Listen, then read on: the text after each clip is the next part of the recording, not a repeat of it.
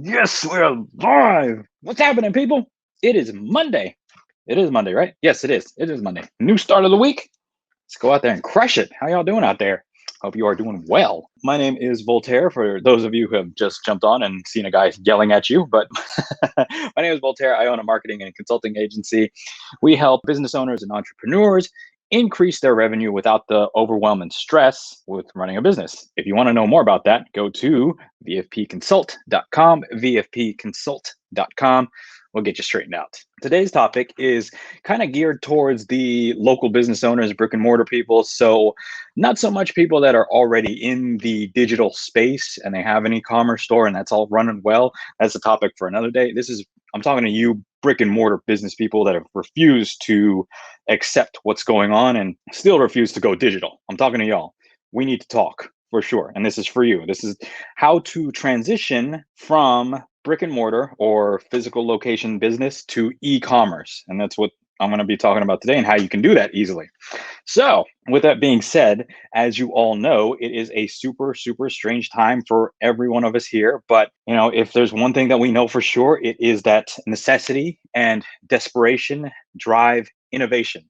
Necessity, desperation, drive innovation. So, the future looks really bright for businesses who are able to adapt at a fast pace. And as we're kind of moving into this e-commerce based future, I wanted to kind of share with you just a couple of pointers that will help you, if you are in that space, to make the transition easier. So with that being said, let me bring up my lovely, lovely presentation here, done by yours truly. All right. So first thing you need to do is you need to know your driver. All right.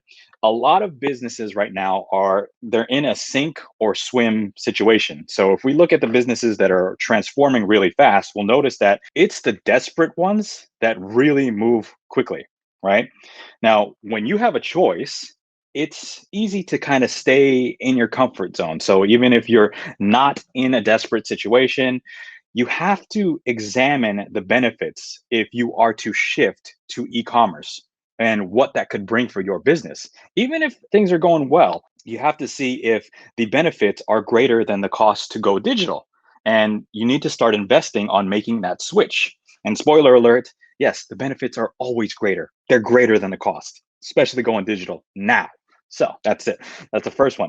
Number two, you want to make sure you have good connected inventory system in place. Now, this again is talking to those people that sell physical goods or some kind of thing, product, whatever it is that people have to walk into the store. So no one likes it when they order something online or they plan to order something and then they realize you don't actually have it in stock. So SaaS businesses or businesses that sell digital products and services, you guys don't have this problem. But the ones that sell physical goods that need to be stored, they need to be tracked and shipped, they definitely need to keep this in mind. So with so many options and so many vendors that they can buy from Amazon, customers, they don't tolerate bad service. Okay. And by bad service, I don't mean that your customer service representative was rude or unhelpful. No. That's a given. Bad service in this context is anything about your business that interrupts the customer's natural path to purchase. Okay. So if your website is complex and it's hard to use, that's bad service. If your products are low quality, that's bad service. But if you don't have a good inventory management system in place to keep track of all that, that's bad service. Third thing, do not get discouraged by global brands. When you look at brands like Tesla or Target or even Bank of America and what they're doing and how they're able to offer like this seamless kind of omnichannel everywhere experience, and it blends this perfect balance of online and offline sales channels, it can get pretty discouraging, especially if you're a solopreneur or if you're just a startup or if you're one of the smaller businesses, kind of like the ones that we work with. It can kind of get discouraging to see all of that stuff happening and they just do it like flipping on a switch. But you need to change that mindset, and you're not competing with these big global brands. You're not. And instead, you want to focus on the local consumer. You want to focus on the local market in your area and really, really try to create that end-to-end experience that satisfies customers on all levels. So if you can get that right, they'll shop local. You will be the go-to in your area, in your marketplace.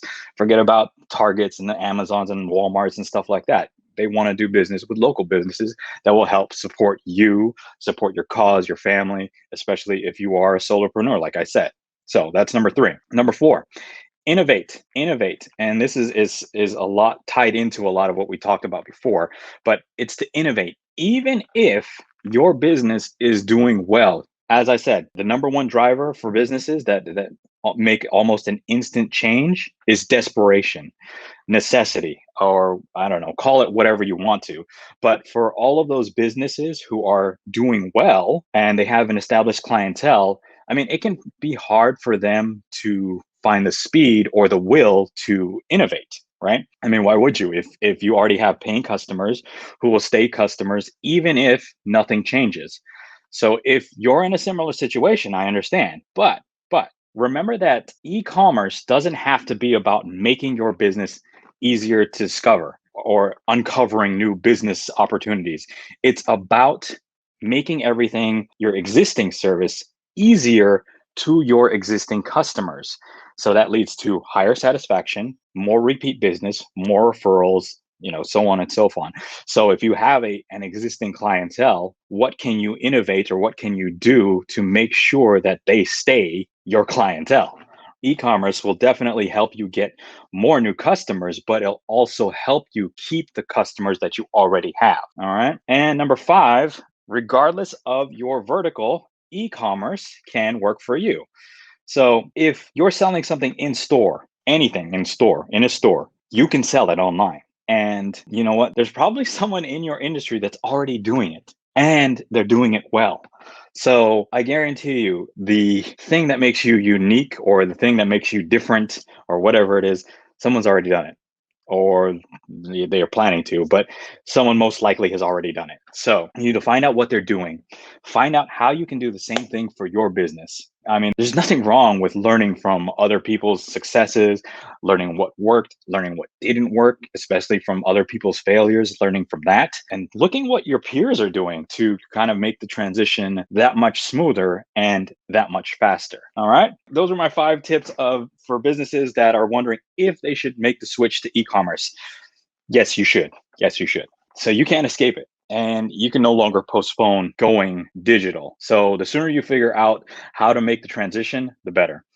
And of course, if you need my help and you want to have a reliable partner to help you kind of build up your online presence or just take those next few steps forward into this new digital space, shoot me a message, leave me a comment. There's a million ways to get a hold of me and my team. And we'd be more than happy to kind of discuss what your objectives are and kind of see if there's an opportunity for us to work together. All right.